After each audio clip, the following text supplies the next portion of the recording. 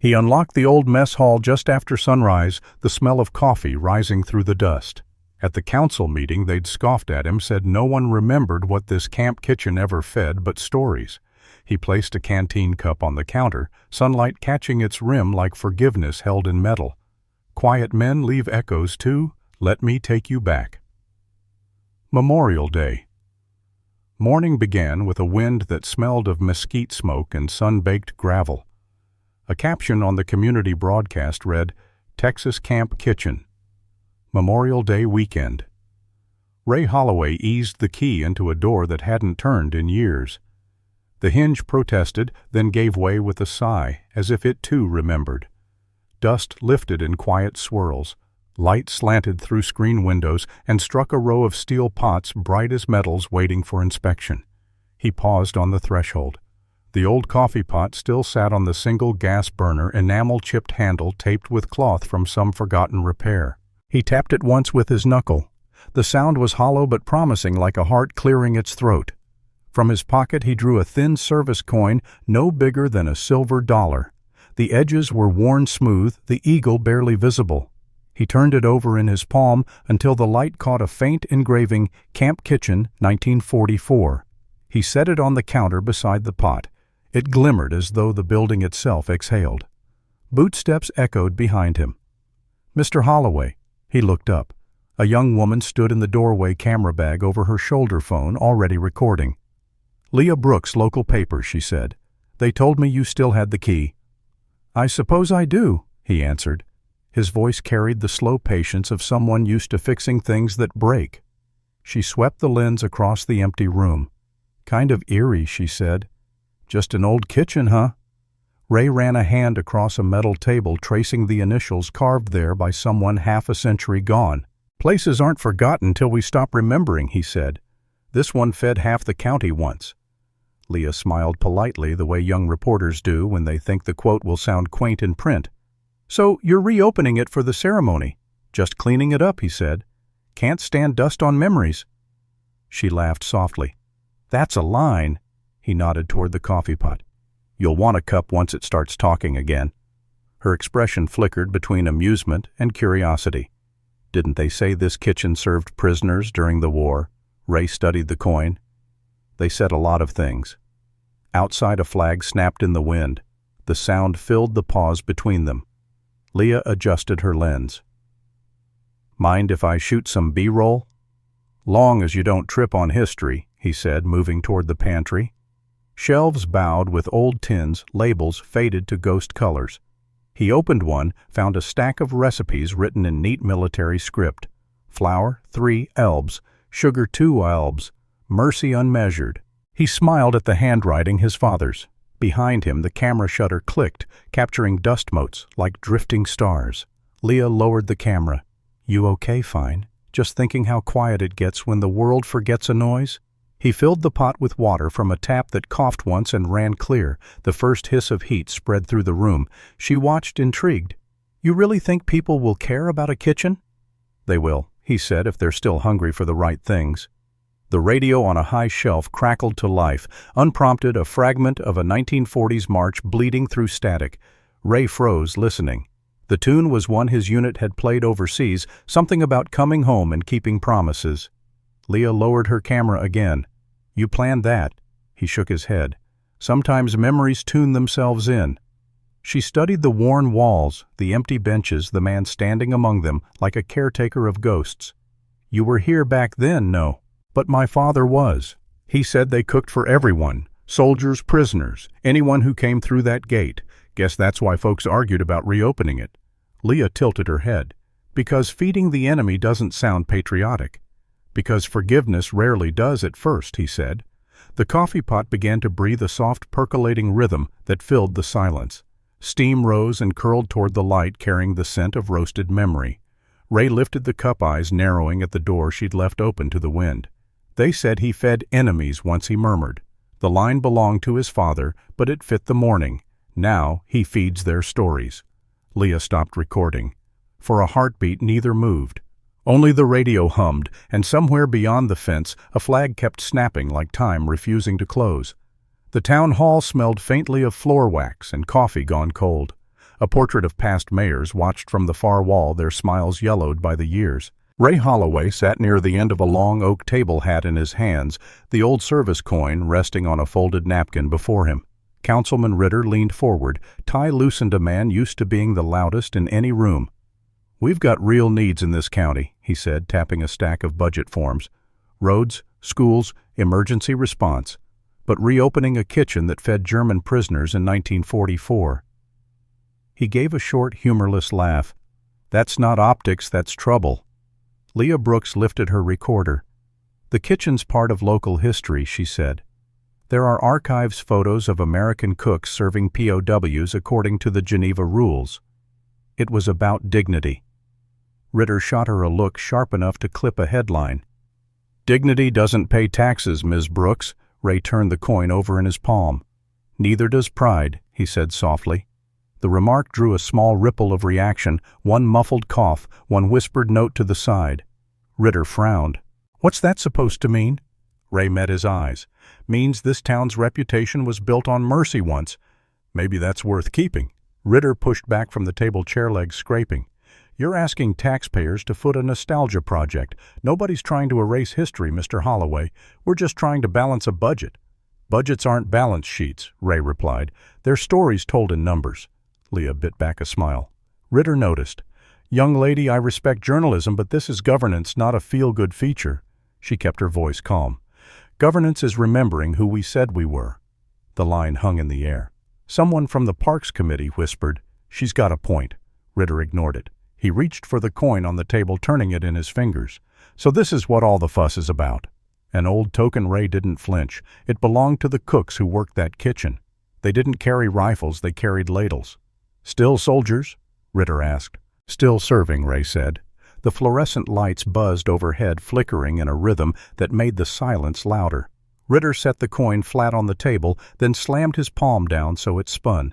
The metal rang out a quick, bright sound that filled the chamber. "Forgiveness," he said, watching the spin slow, "isn't in the budget." Ray waited until the coin settled the eagle side up. He looked at it as if listening to something it remembered.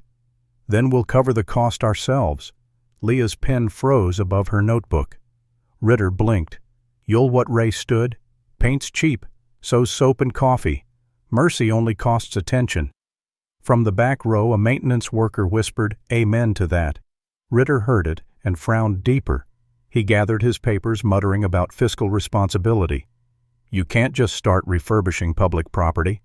Ray placed his hat back on his head. "You can't stop time from remembering." Leah followed him into the hallway where the light from the glass doors looked almost kind. "That was something she said." He smiled faintly. "Just a meeting. Ritter won't like being quoted." "He doesn't have to," Ray said. "Truth doesn't check minutes before it speaks." They walked past the community bulletin board where flyers curled at the corners, lost dogs, church dinners, blood drives.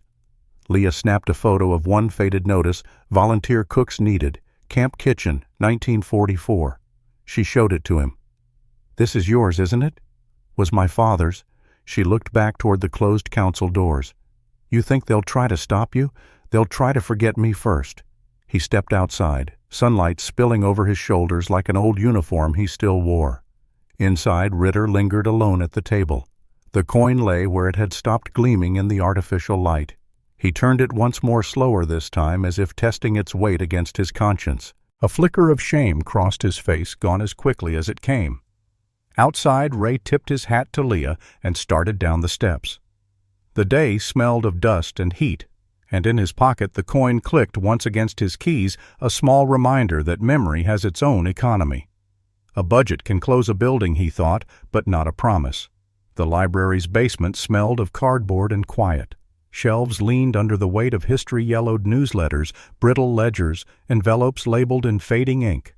Leah brushed her fingers along a row marked Camp Swift. Civilian staff, 1944 to 45. "Here," she said, tugging one free. The file coughed up a puff of dust. Inside lay photographs, edges curled silvered with age. In one, a line of American cooks stood behind a mess counter, ladles poised midair. Opposite them, a group of captured nurses, faces hollow from travel, waited with tin trays. Leah held the photo to the light. They were serving them.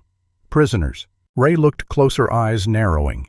In the corner of the picture, behind a haze of steam, stood a man with a crooked smile and the same set of shoulders he saw in the mirror every morning. His voice went thin. "That's my father." He traced the figure's outline, almost afraid the image might crumble under his touch. He never said anything about nurses, just called it feeding whoever was hungry. Leah grinned softly. Maybe he figured that said enough. They carried the photos back to the kitchen, the afternoon sun warming the floorboards. Dust hung like old perfume in the air. Leah rigged a portable projector against the far wall. Its beam carved a path through the rising steam from Ray's coffee pot. He placed 2 cups on the counter, poured until the air filled with that steady, comforting bitterness. "Recipes classified," he said. "Top secret coffee ratio." She laughed, startled by how easily humor fit between the ghosts. That bad, that honest. The first image appeared grainy and pale, flickering on the peeling paint. The cooks moved like shadows of steam. As the frame steadied, Leah stepped closer. "That's the same counter." Ray nodded. "Different hands, same hunger." They watched in silence as the images cycled: soldiers serving prisoners, nurses washing utensils, a handwritten note pinned to the wall. "Mercy is good seasoning." He smiled. "Dad used to say that when I burned breakfast." "Guess it stuck," she said. Ray picked up the service coin from the table, wiping it gently with the edge of a clean rag. The years had left it dull, but beneath the tarnished letters began to reappear: Camp Kitchen 1944. "There it is," Leah whispered. He turned it between thumb and forefinger. "Partial proof," he murmured. "Not the whole story, just the part that survived." The projector clicked as one frame jammed. The light fluttered, and for an instant Leah's reflection merged with the shadow of Ray's father on the wall, the living and the remembered standing in the same square of light. Neither spoke. The only sound was the low simmer from the coffee pot and the slow rhythm of the projector's fan. "You ever wonder," she asked quietly, "why people keep saving things like this?" "Why not let the past rest?" Ray thought for a long moment. "Because ashes are still proof of fire." She smiled at that, watching the next slide come into focus: an outdoor scene, rows of tents, the old flag rising behind the kitchen chimney. "Your dad took this one," she said. "His name's on the back." He read it aloud, voice trembling just enough to betray affection. "Sergeant Robert Holloway, mess detail. May 1944. Leah looked at him. "He'd like what you're doing," maybe Ray said. "Or maybe he'd tell me to quit fussing and scrub the stove." She laughed again, the sound cutting through the musty air like light through a cracked window. They shut down the projector. The image faded, leaving ghost colors on the wall. Steam drifted up once more, soft as breath. Ray set the coin beside the coffee cup, its engraving catching the last of the daylight. "Tomorrow," he said half to himself, "this Texas camp kitchen will breathe again." Leah gathered the photos into her bag, careful as if handling evidence of something holy. The sun was already dropping beyond the tree line, the world turning bronze. Outside, the wind carried the faint hum of an approaching crowd, neighbors, volunteers, the first stirrings of a story waking up. Inside, the coin gleamed brighter than the projector's lamp had moments ago. Dawn broke soft and colorless light filtering through the warped screens of the Texas camp kitchen. Ray Holloway moved quietly, sleeves rolled, flour dusting his arms like chalk. The air smelled of yeast and iron, old labor waking again. He lit the burner and the enamel coffee pot crackled as the blue flame bloomed beneath it. Steam drifted upward, trembling in the morning light. His voice, low and steady, filled the room. Today, this Texas camp kitchen becomes a place of forgiveness. Not with speeches, but with breakfast served to anyone who walks in. He turned the old service coin over in his palm, its engraving, Camp Kitchen, 1944, catching sunlight. Then he flipped it onto the switch. The griddle hissed to life, heat rolling through the air like breath through lungs. Flour met water, water met heat.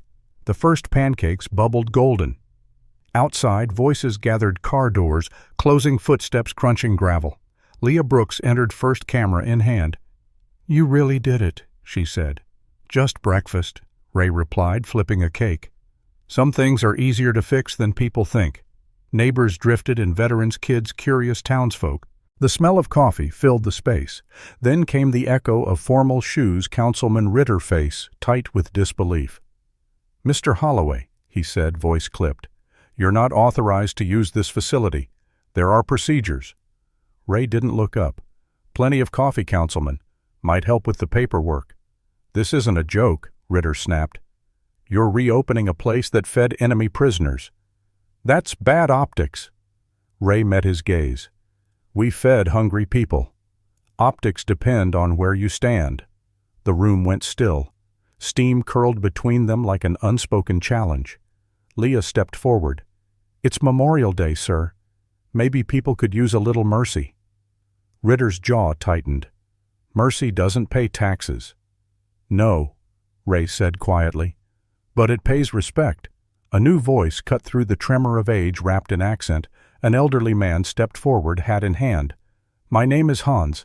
My grandfather was fed here. By Americans. He nodded toward the counter. He told us he never forgot. Ritter blinked unsure. Hans smiled faintly. He said they served kindness with their bread. The tension broke. The air softened. Ray slid a plate toward him.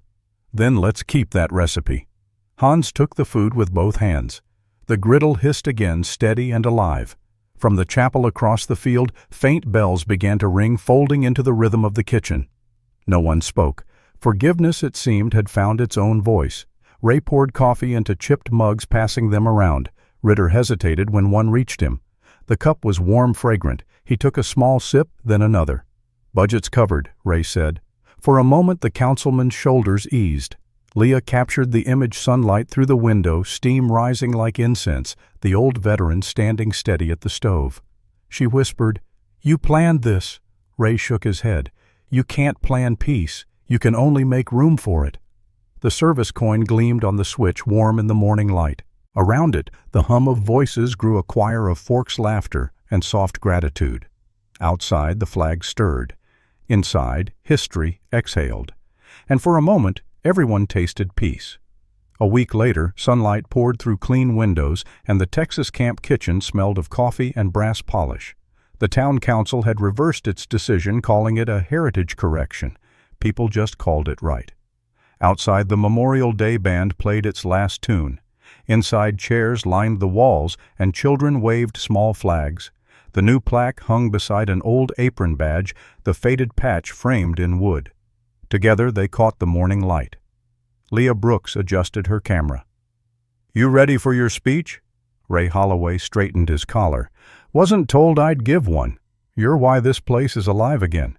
He smiled. The kitchen's the reason. I just kept the pilot light lit. Councilman Ritter took the podium. The room fell still. This kitchen once fed soldiers and prisoners alike, he said. Some called it mercy, others weakness. But history given time knows the difference. He read from the plaque. This Texas camp kitchen fed both enemies and friends and taught us the difference.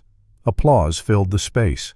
Leah caught the shot. The gold letters gleamed. Ritter turned to Ray. For your persistence, sir, thank you. Ray nodded. Guess forgiveness was in the budget after all. Laughter rolled through the hall, light and clean. The band outside struck its final chord. Inside, sunlight spilled over the plaque and badge, gold and cloth side by side, old proof beside new promise. Leah whispered, Think people will keep it going. Ray looked at the crowd, if they stay hungry for decency. As the room emptied, he wiped a bit of dust from the counter and read the plaque again softly enough only he could hear. The light dimmed, but the words held their glow. Memories cool fast, if no one keeps them warm. Memorial Day. Morning returned bright and still. The Texas camp kitchen stood open to the quiet air, sunlight slipping across the plaque on the wall. Ray Holloway polished it until the metal caught the blue of the sky. The engraved words, fed both enemies and friends, shone clear. He smiled faintly. Still doing its job, he murmured. Leah Brooks stepped in, camera ready. You never rest, do you? Kitchens don't open themselves, Ray said. He reached under the counter, bringing out the small service coin. The metal gleamed, edges smooth from decades of handling. This old thing's earned a break. He placed it beneath a chipped coffee cup on the counter, aligning it carefully. Proof belongs where people can see it, he said. Leah lifted the camera. Mind if I film? Go ahead, just don't make it fancy. She smiled. What does forgiveness taste like? Ray thought for a moment, eyes on the cup. Like coffee after a long night, he said. Still bitter but warm enough to keep you awake. The radio crackled, releasing a slow hymn from another time. Sunlight turned the steam into threads of gold. Ray stood quietly, hand resting on the plaque. "Keep it shined," he told Leah. "So folks remember." "I will," she said. He nodded once, then looked toward the open door where flags stirred in the wind. The kitchen smelled of coffee, brass, and memory. "Kindness built this place," he said softly. The hymn ended. The steam faded. The cup stayed warm. The Texas morning settles quiet around the reopened kitchen, sunlight sliding across the plaque, Ray polished to mirror the sky. The cup remains where he left it, resting on the old service coin. Steam curls upward like memory made visible. "Forgiveness," he'd said, "tastes like coffee after a long night, still bitter but warm enough to keep you going." Kindness doesn't ask for change, it just fills what's empty the way a canteen cup catches light without keeping it. Outside, the wind moves the flag soft as breath. Inside the plaque gleams steady proof that mercy once worked a shift here. Someone will unlock this door again. Someone will pour another cup. Kindness built this place.